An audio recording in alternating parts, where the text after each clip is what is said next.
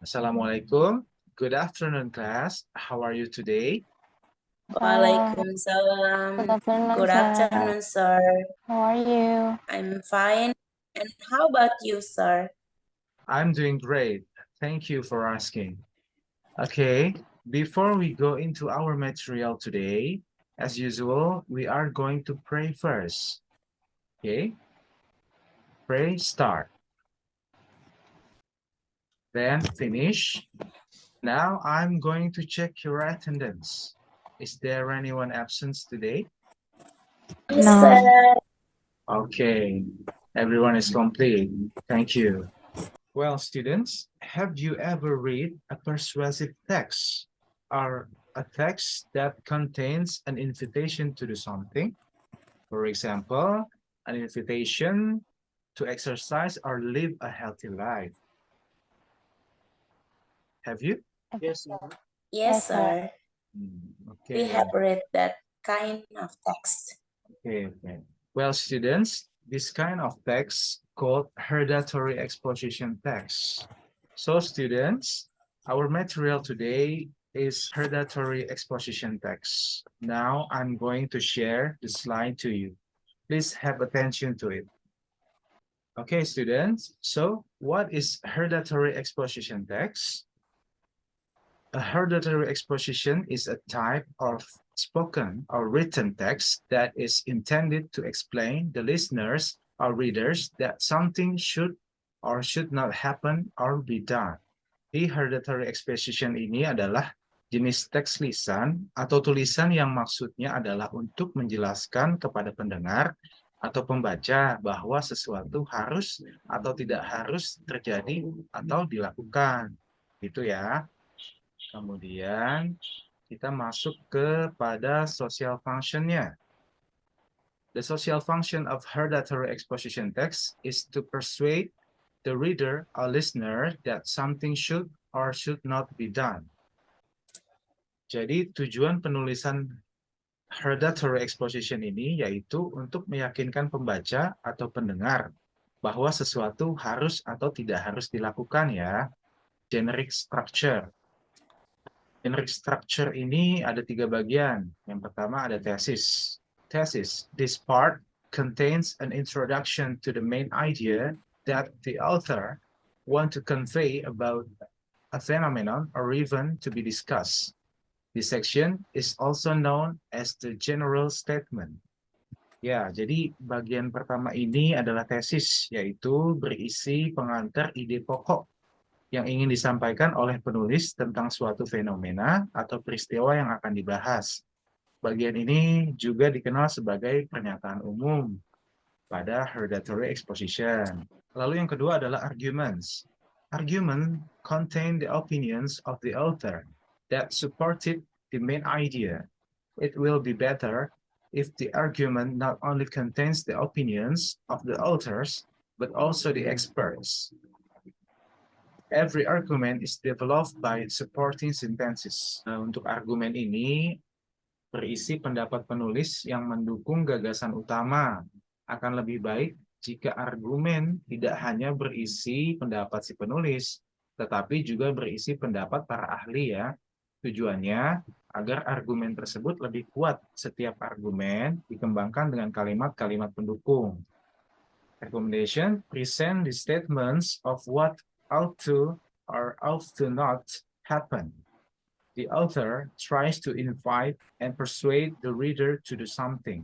Recommendation ini adalah menyajikan pernyataan-pernyataan tentang apa yang seharusnya atau tidak seharusnya terjadi. Penulis mencoba mengajak, membujuk pembaca untuk melakukan sesuatu. And then the language features. First, is using simple present tense. Pertama-tama, hereditary exposition ini menggunakan simple present tense ya pada kalimatnya. Lalu ada abstract nouns. Abstract noun itu yaitu adalah kata kerja yang tidak bisa dirasakan oleh panca indera. Contohnya ada policy, government, dan sebagainya. Berikutnya ada action verb. Action verb adalah kata kerja yang menunjukkan bahwa subjek sedang melakukan suatu tindakan atau aksi. Contohnya ask, tell, argue, dan sebagainya. Thinking verb adalah kata kerja yang berhubungan dengan kegiatan pemikiran.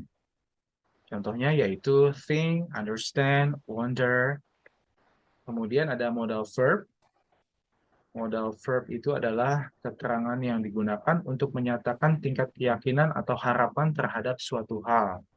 Contohnya yaitu modal verb seperti likely, certainly, surely, ya. Next we have temporal connective, yaitu adalah kata hubung yang menandakan waktu. Contohnya firstly, secondly, finally. Lalu juga ada evaluative word, yaitu adalah kata keterangan yang menambahkan informasi berupa sikap penulis atau pembicara terhadap suatu kejadian. Contohnya important, valuable, trustworthy. Dan yang terakhir, pada language features ini kita punya passive voice, yaitu adalah kalimat yang subjeknya dikenai suatu pekerjaan atau tindakan dari kata kerjanya, ya. Contohnya di sini everyone should be involved. Okay, students. Now we are going to see and analyze about the example of hereditary exposition text. Title of this hereditary exposition is Create a Healthy Workplace and Don't Be Overworked. Pada bagian tesis ini, selanjutnya penulis akan menuliskan ide pokok, ya. Pada contoh ini, tesisnya adalah paragraf pertama.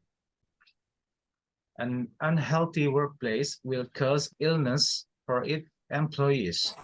Plus, the very busy working hours make the employees do not have time to relax. Overwork can be associated with severe illness. Ya, students. Pada tiap-tiap argumen ini dikembangkan oleh kalimat-kalimat pendukung. Jadi pada argumen satu ini contohnya,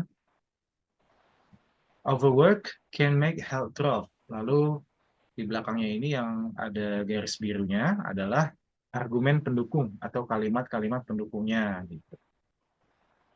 Selanjutnya argumen yang kedua, argumen utamanya adalah an unhealthy workplace make employees exposed to mental health disorders.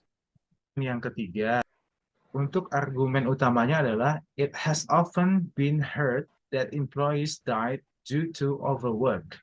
Nah, untuk bagian yang terakhir, penulis akan menuliskan rekomendasi, ya, yaitu doctors advise office workers to do stretching on the sidelines of work so that the body can rest. Lalu, recommendation yang kedua, do not overwork every day because it's fatal to the health of the body. Oke, students, demikianlah contoh daripada teks hereditary exposition, ya. Sekarang mari kita review sedikit mengenai materi ini, ya. Oke, dimulai dari Mbak Syifa. Coba kamu jelaskan mengenai pengertian dari hereditary exposition ini. Hereditary exposition is a type of spoken or written text that is intended to explain the listener or readers that something should or should not happen or be done. Oke, good. Bagus sekali. Selanjutnya, Wisnu, coba kamu sebutkan generic structure dari hereditary exposition. Thank you, sir. The first is thesis, second is arguments, and the last one is recommendation. Lalu yang terakhir, coba Maria, please mention the language features of hereditary exposition. First, using simple present tense. Good. Second, using abstract nouns. Okay. Third, using action verb. And next, using thinking verb. Yeah. And then? And using modal adverb. And then using temporal connectives. Right. Then? And evaluative verb. Okay. And the last one is passive voice. Okay. Good, Maria. So, okay, students, I think that's all the material for today. Thank you for attending my class. See you at the next meeting. Assalamualaikum. You, sir. Thank you. Welcome.